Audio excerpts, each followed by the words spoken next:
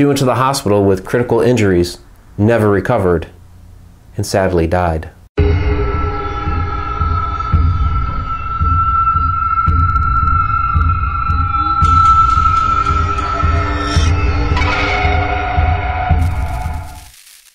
Welcome to Friday Night Ghost Frights, a series of real, true experiences with the paranormal and the supernatural.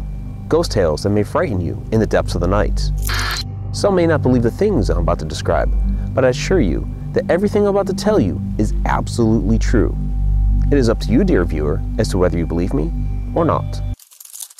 The wind whipped about her so fast, so hard, the breath was ripped straight out of her chest. She frantically groped at the nothingness before her, her arms flailing in the cold, bleak darkness. Just a moment ago she'd been relatively secure, prodding about the grim ironworks. But without a light source, the last anyone heard of her was a scream that faded away into the depths below. Thus, in the bowels of the decrepit Belle Isle power plant, 3 floors down from whence she came, ended the life of a 12-year-old girl, extinguished before it had really begun. In 1907, the Oklahoma Railway Company broke ground near Belle Isle Lake for their new power plant that would power their streetcar network in and out of Oklahoma City.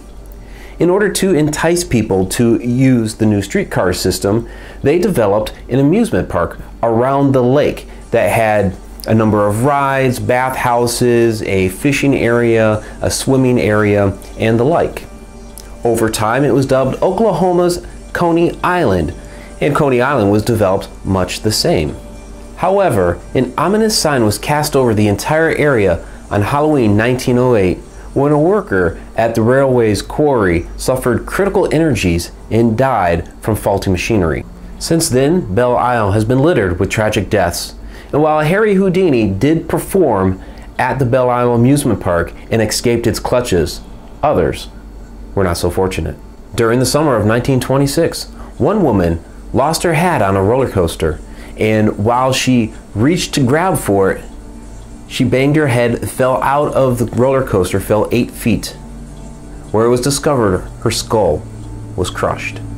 And just 4 years after the previously mentioned quarry accident, a 19-year-old boy from Texas died drowned when his boat overturned in the lake. In fact, the lake became a bit of a death trap during the 1930s when, even after the power company OG&E bought the facility in the late 1920s and did away with the amusement park, they left fishing open, and there were many tragedies that happened. Of note, one such man suffered a heart attack while fishing at the water's edge in 1932.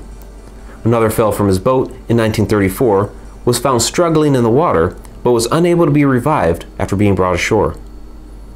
Although they were not fishing, 2 teenagers and a man overturned their boat during a church picnic in 1938 when the youths decided to switch places. The 2 teens were saved, but Ollie Beasley drowned in 10 feet of water 200 feet from shore while trying to help one of the children. But probably even more horrific were the deaths that occurred after the power plant shut down. The lake was finally made inaccessible in the 1950s, and by 1980, the power plant has shut down completely. But even more horrific deaths happened after it was closed. In 1990, Randall Dickerson had been shooting the breeze and having a few drinks with some of his friends near the power plant.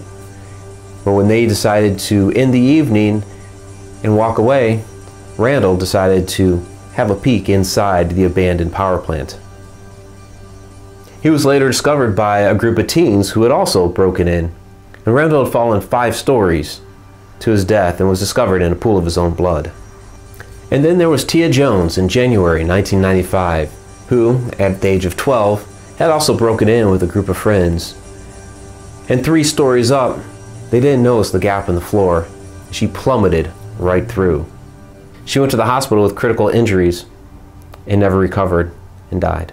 In 1999, the old power plant was finally imploded, but it was so structurally sound that the dynamite didn't do the job. They actually had to finish the job by shoving it over with bulldozers.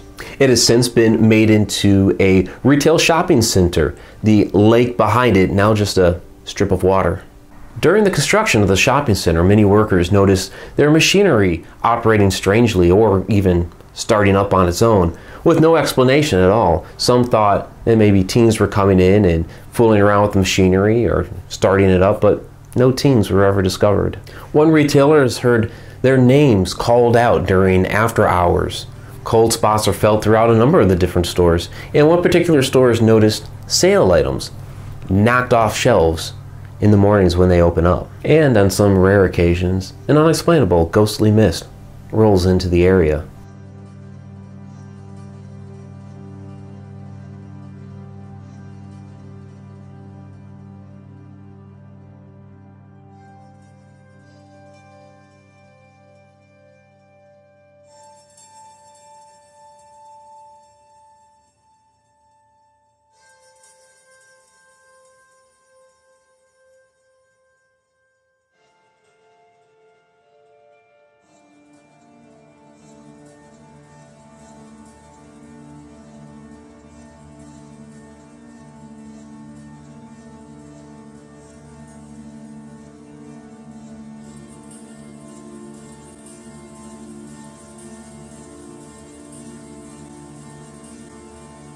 The history behind Belle Isle Station is tragic, yet most customers who frequent the stores, shopping for shoes, clothes, and any number of other items, are completely unaware of what happened upon the soil and in the water of which they pass.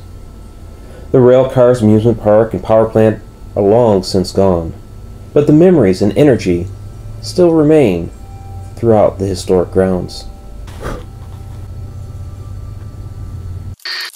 Thank you for watching Friday Night Ghost Frights. Please let us know what you think of our new show in the comments below.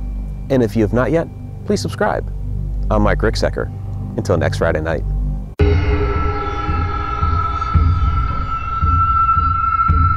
The Old Navy kind of down the strip over there that is supposed to have all the haunting, is supposed to have a lot of the activity, although a number of the shops throughout here are said to have some paranormal activity.